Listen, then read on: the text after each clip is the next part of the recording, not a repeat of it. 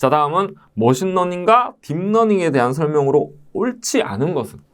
이번 문제도 보면 옳은 것은 옳지 않은 것은, 알맞은 것은 알맞지 않은 것은, 적합한 것은 적합하지 않은 것은 문제 유형이 아주 다양하게 출제가 됐어요. 제가 이제 데이터 산업진흥원에 좀 부탁하고 싶은 거는 문제 패턴도 좀 통일해야 되지 않나라는 생각이 좀 들었거든요. 왜 이렇게 수험생들 힘들게 말을 꼬아서 준비하는지도 약간의 의문이기도 했습니다만 뭐 그런 날이 이제 곧 오지 않을까라는 생각이 듭니다. 자, 어쨌든 옳지 않은 것은 있네요. 자, 그러면 우리가 머신러닝과 딥러닝 이 관계를 한번 생각을 해볼게요. 자, 인공지능이 크게 있어요. 자, 그러면 인공지능에는 뭐 어떤 주제가 있습니까? 이제 머신러닝이라는 주제가 안에 있고요. 머신러닝은 또 지도와 비지도 학습으로 나눠요. 그럼 이 지도 학습 안에 대표적인 인공신경망이라는 알고리즘이 있죠. 그럼 인공신경망이 있고 인공신경망이 발전해서 또 뭐가 됩니까? 네, 딥러닝이 됐어요. 자, 이 관계를 이제 머릿속에 또 올려놓고 여러분들 한번 살펴보면은 첫 번째, 머신러닝은 주어진 데이터 패턴을 학습하고 유추하는 것이다. 맞죠? 머신러닝은 우리가 예측하기 위해 좀 더 예측이 포커싱이 되어 있고 주어진 데이터를 학습해서 모델링을 하고 그 새로운 데이터를 예측하거나 분류하게 됩니다. 자, 머신러닝은 지도, 비지도, 강학습이 대표적이다. 제가 강학습은 이야기하지 않았는데요. 지도학습을 또 크게 두 가지를 분류를 하면 지도와 강학습으로 분류할 수 있다는 거 여러분들 알고 계실 거예요. 그럼 지도는 명확하게 정답을 알려주는 것이고 비지도학습은 뭡니까? 잘했어, 못했어. 즉 리워드를 통해 가지고 자주 사용하는 패턴을 저장해서 그 패턴을 다시 이용하는 거죠. 그래서 이제 머신러닝은 지도, 비지도, 강학습으로 구분하기도 한다라고 기억을 해주셨으면 좋겠고요. 세 번째는 머신러닝은 딥러닝의 일부이다. 머신러닝이 딥러닝의 일부가 아니라 딥러닝이 머신러닝의 일부고 그중에 지도학습의 일부다라고 표현이 될 수가 있습니다. 그래서 정답은 3번이 되겠습니다. 자, 머신러닝을 개선하여 딥러닝으로 발전했습니다. 라는 거 여러분들 이 흐름상으로 정리를 하실 수가 있게 되겠습니다.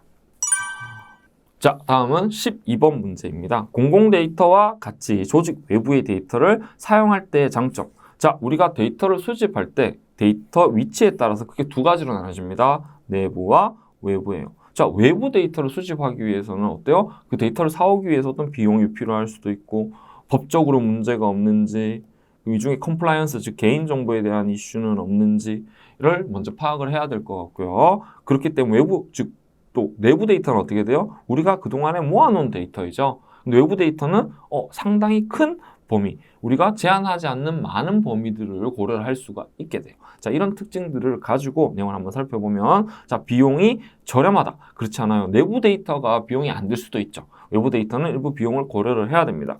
자, 내부 데이터보다 보안이 좋다가 아니라 보안을 더 고려를 해야 됩니다. 큰일 나요. 보안은 타협의 문제가 아닙니다. 법적인 문제이기 때문에 상당히 잘 고려를 하셔야 됩니다. 자, 세 번째는 데이터의 선택폭이 넓다. 그렇죠. 내부 데이터보다는 외부 데이터의 선택폭이 더 넓은 걸 알 수가 있어요. 데이터 소유권을 가질 수 있다. 뭐 산다고 해서 가질 수는 있지만은 실제 소유권, 그거에 대한 주체는 그걸 판매하는 자가 될 것입니다. 그래서 정답은 뭐다? 데이터 선택폭이 넓다라고 답안을 선택할 수가 있겠네요. 자, 13번 문제. 데이터 분석을 통한 개선사항 도출하기 위한 적절한 단계. 데이터 분석을 통한 개선사항을 도출하기 위한 적절한 단계.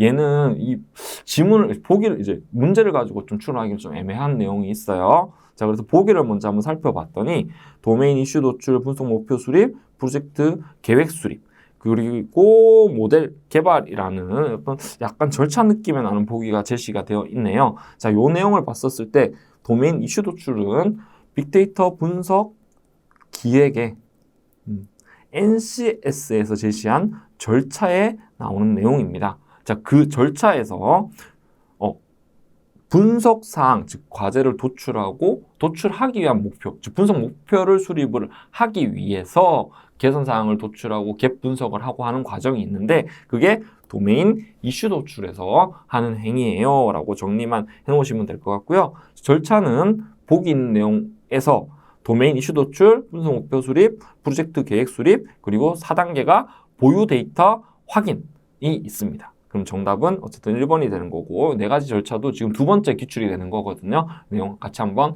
봐주시면 되겠습니다. 자, 다음은 분석 마스터 플랜에 대한 설명으로 옳은 것입니다. 자, 분석 마스터 플랜은 뭐예요? 핵심은 딱 이거야. 자, 분석 과제 도출해가지고 분석 수행을 할 건데 단기 과제, 장기 과제, 만들어 놓고 단기 과제는 세부 이행 계획 수립, 장기 과제는 뭐 중장기 과제에 대해서는 분석, 로드맵, 즉 마스터 플랜 수립이 있습니다. 이게 핵심인 거죠. 자, 내용 읽어볼게요. 보기. 좁은 범위 특정 주제에 대해 테스트를 실행함으로써 빠르게 문제를 해결해가는 방법이다. 빠르게 문제를 해가는 게 아니라 세부 이행 계획을 수립하는 과정입니다. 자, 모든 과정을 반복 수행한다.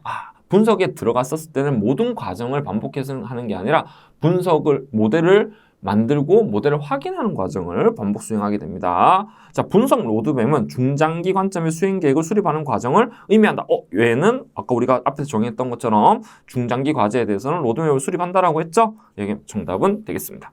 자, 그리고 네 번째는 프레임워크보다는 단기 과제성 계획을 수립한다. 앞서서 정의한 것처럼 단기에 아니라 단기와 중장기에 대한 두 가지 관점을 다 고려를 하게 됩니다. 그래서 정답은 뭐다? 3번이 되겠습니다. 자, 데이터 전처리는 어느 단계에서 수행하게 되는가? 자, 요것도 보기를 좀 봐야 될 것 같아요. 자, 데이터 준비하고 분석 기획하고 데이터 분석하고 시스템 구현. 자, 요걸 보니까 뭐가 떠오르냐면은 빅데이터 분석 방법론의 5단계가 떠오릅니다. 그죠? 분석 방법론의 5단계는 어떻게 수행이 되나요? 네, 분석 기획 먼저 하고요. 그리고 나서 데이터 준비하고요. 데이터 분석하고요. 시스템 구현하고요. 5단계는 뭐예요? 평가 전개를 하는 겁니다. 그죠? 자, 그러면 이 단계 중에서 데이터 전처리는 어디서 하냐? 실은 데이터 전처리는 두 군데에서 일어나요.